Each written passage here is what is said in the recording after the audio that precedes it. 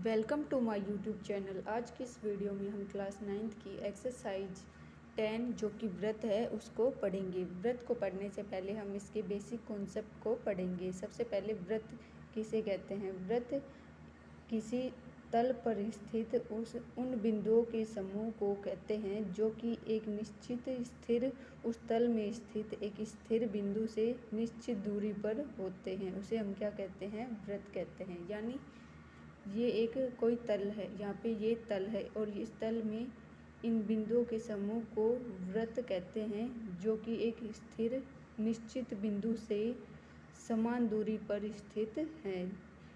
यानी जो समान दूरी पर स्थित है उसे हम क्या कहते हैं? एक तल में स्थित किसी निश्चित बिंदु से समान दूरी पर स्थित बिंदुओं के समूह को व्रत कहते हैं। यानी इस लाइन को व्रत कहते हैं। तो हम क्या कह देंगे? इसको क्या कहते हैं? व्रत। इसकी परिभाषा हम यहाँ पे लिख देंगे। यहाँ पे हमने व्रत की परिभाषा लिख दी। अब हम पढ़ेंगे केंद्र के बारे में। केंद्र क्या होता है? तो केंद्र वो होता है जो व्रत के बिंदुओं के समूह से समान दूरी पर स्थित होता है। यानी इसे हम क्या कहते हैं? व्रत का केंद्र कहते हैं। व्रत का केंद्र। तो व्रत का केंद्र क्या होगा? जिससे वृत्त का केंद्र उस बिंदु को कहते हैं, किसी तल में स्थित उस बिंदु को जिससे वृत्त पर स्थित बिंदुओं के समूह समान दूरी पर स्थित होते हैं। यानी यहाँ से और इस केंद्र से, यहाँ से इन केंद्र और यहाँ तक के बीच की दूरी बराबर होगी। किधर से भी इस समूह के किसी भी बिंदु से अगर हम वृत्त के केंद्र के बीच की दूरी को देखेंगे तो क्या होगी? ये सभी तरफ से बराबर होगी। तो ये क्या होगा? वृत्त का केंद्र होगा। अब वृत्त की त्रिज्या क्या होती है? वृत्त की त्रिज्या वृत्त के केंद्र से वृत्त पर स्थित किसी बिंदु के बीच की दूरी को क्या कहते हैं? हम त्रिज्या कहते हैं। यानी ये क्या हो गई? त्रिज्या हो गई। त्रिज्या। तो त्रिज्या की परिभाषा क्या हुई? वृत्त पर स्थित किसी भी बिंदु से वृत्त के केंद्र के बीच की दूरी क्या होगी? वृत्त की त्रिज्या होगी। ये त्रिज्या हम कहीं से भी ले सकते हैं। इधर से नापेंगे, वृत्त के ऊपर स्थित किसी भी बिंदु से ले सकते हैं, यहाँ से भी ले सकते हैं, यहाँ से भी ले सकते हैं, कहीं से भी लेंगे तो वृत्त की त्रिज्या होगी। ये बराबर आएगी वृत्त की त्रिज्या। वृत्त के केंद्र से वृत्त पर स्थित सभी बिंदुओं की दूरी समान होगी। तो वृत्त के केंद्र और वृत्त पर स्थित किसी बिंदु के बीच की दूरी वृत्त की त्रिज्या होती है। अब वृत्त का तल किसे कहते हैं? वृत्त का तल पढ़ने के लिए सबसे पहले हम वृत्त जिस तल में स्थित होता है उस तल को वृत्त 3 भागों में बांटता है। यानी एक तो अभ्यंतर, एक अभ्यंतर, एक बाह्यंतर और एक वृत्त खुद। तो हम यहाँ पे क्या लिख देंगे? वृत्त का तल इसको कितने भागों में बांटता है? 3 भागों में। एक तो अभ्यंतर, एक वृत्त खुद और एक बाह्यंतर। तो वृत्त का अभ्यंतर किसको बोलते हैं? वृत्त के, ये वृत्त है यहाँ पे, और जो वृत्त के अंदर का क्षेत्र है उसको हम क्या बोलते हैं? अभ्यंतर बोलते हैं। यानी ये वाला जो रेखा है उसे घिरा हुआ भाग है, इसको हम क्या बोलते हैं? वृत्त का अभ्यंतर। और इसे जो ये क्या हो गया? ये एक गोल लाइन क्या हो गई? ये वृत्त हो गई। और जो वृत्त के बाहर का जो क्षेत्र है उसको हम क्या बोलते हैं? बाह्यंतर।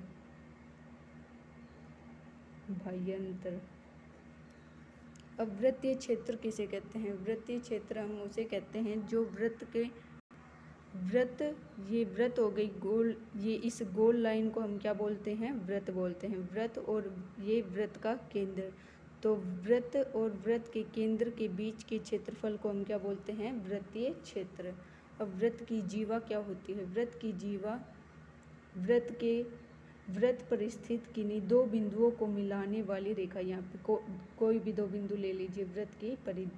वृत्त पर स्थित कोई 2 बिंदु लीजिए। ये हमने 2 बिंदु ले लिए। तो इन दोनों बिंदुओं को जो मिलाने वाली रेखा है उसको हम क्या बोलते हैं? वृत्त की जीवा बोलते हैं। तो ये क्या हो गई? वृत्त की जीवा। अब वृत्त की चाप किसे बोलते हैं? चाप उसे बोलते हैं, वृत्त का कोई भी दो बिंदु ले लीजिए,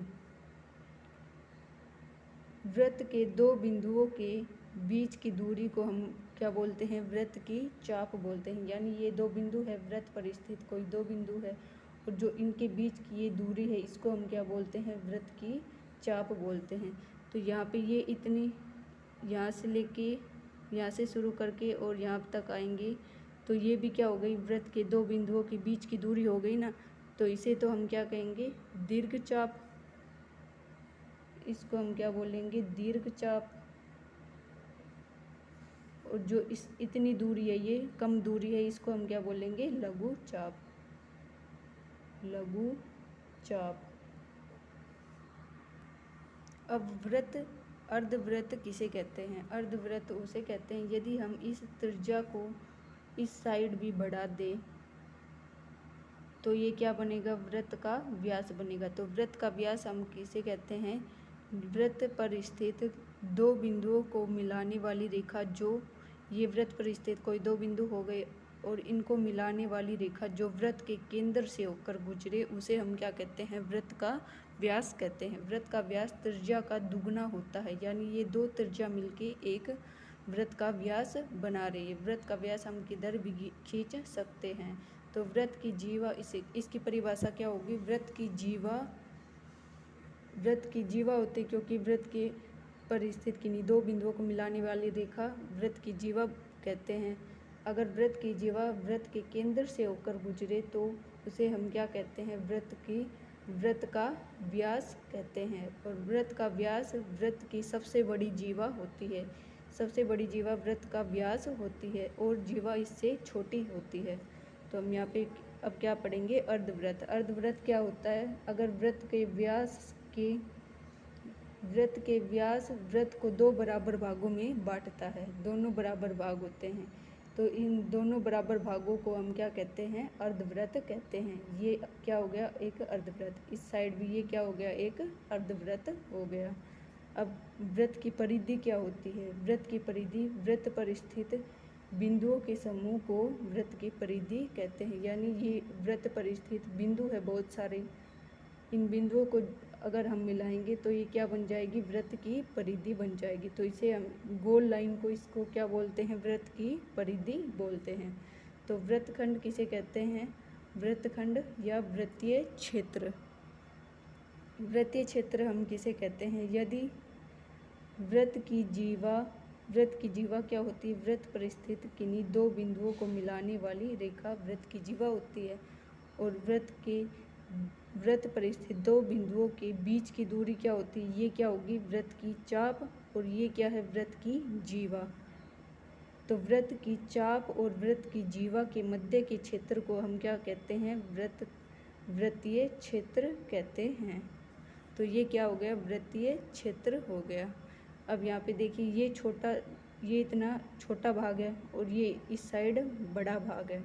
यहाँ पे भी क्या हो गया? ये वृत्त की जीवा है और ये वृत्त की चाप है, क्योंकि वृत्त के दो बिंदुओं के मध्य की दूरी को हम क्या कहते हैं? वृत्त की चाप है। तो ये दीर्घ चाप हो गई और ये लघु चाप हो गई।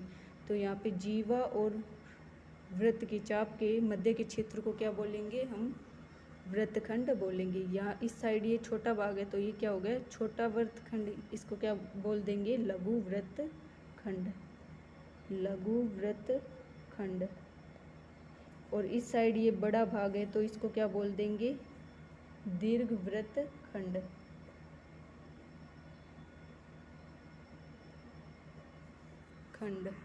अब हम क्या पढ़ेंगे? तृतीय खंड। तृतीय खंड किसे कहते हैं? तृतीय खंड वृत्त की दो त्रिज्याओं, यहाँ पे देखिए, वृत्त की दो त्रिज्याओं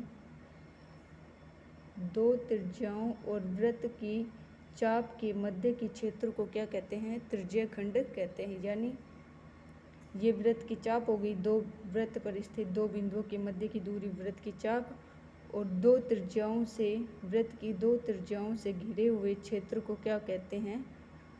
तृतीय खंड कहते हैं। तो ये क्या हो गया? तृतीय खंड। अब यहाँ पे देखिए, ये भी वृत्त की चाप है, ये दीर्घ वृत्त चाप है और ये दो त्रिज्या है, तो तो इसके बीच का जो क्षेत्र है ये भी क्या होगा, तृतीय खंड होगा। ये लघु है तो ये क्या हो जाएगा, लघु तृतीय खंड, लघु तृतीय खंड। और इस साइड ये बड़ा भाग जो बच गया ये सारा, इसको क्या बोलेंगे, दीर्घ तृतीय खंड। तो तृतीय खंड क्या हुआ, वृत्त की चाप और वृत्त की दो त्रिज्याओं के मध्य के क्षेत्र को हम क्या कहते हैं, तृतीय खंड कहते हैं। तो ये दीर्घ तृतीय खंड हो, ये दीर्घ तृतीय खंड हो गया और ये लघु तृतीय खंड हो गया।